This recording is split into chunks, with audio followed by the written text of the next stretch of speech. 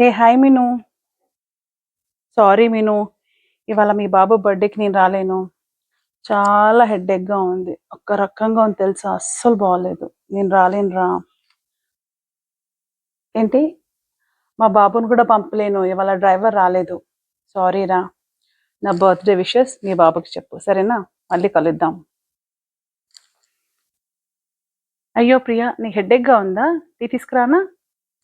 అయ్యో అక్క, నువ్వు ఊరికేనే టెన్షన్ పడకు. నాకేం హెడేక్ లేదు.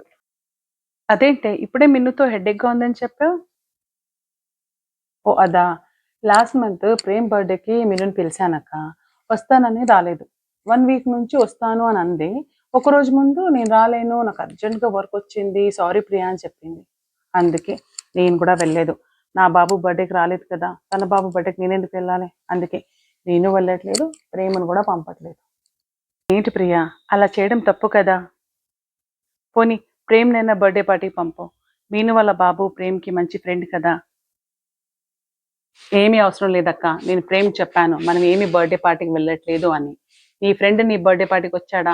రాలేదు కదా! మరి నువ్వెందుకు వెళ్ళాలి అని గట్టిగా అరిసాను. కాసేపు గోల గోల చేశాడు, ఏడ్చాడు. నేను గట్టిగా అరిస్తే వాడే ఊరుకున్నాడు. మిన్నుతో అబద్ధం చెప్పడమే కాకుండా ప్రేమ్‌తో కూడా అలా చెప్పావు. అది తప్పు కదా! ఇదా మనం పిల్లలకి నేర్పించేది? అయినా నువ్వెలా అనుకుంటావు మీనా కావాలనే ప్రేమ్ బర్త్‌డేకి రాలేదు అని? నిజంగానే తనకేదైనా వర్క్ వచ్చే ఉంటుంది కదా అర్జెంట్‌గా. పోనీ నువ్వనుకున్నట్టే మీనా కావాలనే రాలేదు అనుకుందాం. అయితే నువ్వేం చేస్తున్నావు? తనెలా చేసిందో నువ్వు అలాగే చేస్తున్నావు కదా! మరి మీనుకు నీకు తేడా ఏముంది? అంటే ప్రియ, తను ఫోను చేస్తే నువ్వు ఫోను చేస్తావు. తను నీ ఇంటికొస్తే నువ్వు వాళ్ళ ఇంటికెళ్తావు. తను పిలిస్తే నువ్వు పిలుస్తావు. తను షాపింగ్‌కి పిలిస్తే నువ్వు షాపింగ్‌కి పిలుస్తావు. తను గిఫ్ట్ ఇస్తే నువ్వు గిఫ్ట్ ఇస్తావు. ఇదేంటి రిలేషన్ ప్రియ? ఇదేంటి ఫ్రెండ్‌షిప్ చెప్పు?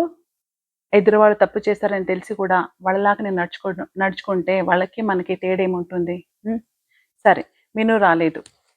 నువ్వు బర్త్‌డేకి వెళ్ళొచ్చు కదా! హ్మ్. అక్కడున్న వాళ్ళతో ప్రేమగా పలకరించు. మంచి టైమ్ స్పెండ్ చేయి. గిఫ్ట్ ఇవ్వు.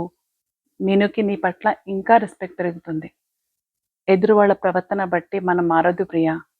మనం చూసే పద్ధతి, మాట్లాడే తీరు, నడుచుకునే విధానం చూసి నలుగురు మనతో మంచిది నేర్చుకోవాలి. నలుగురిలో మనకంటూ ఒక మంచి గుర్తింపు ఉండాలి.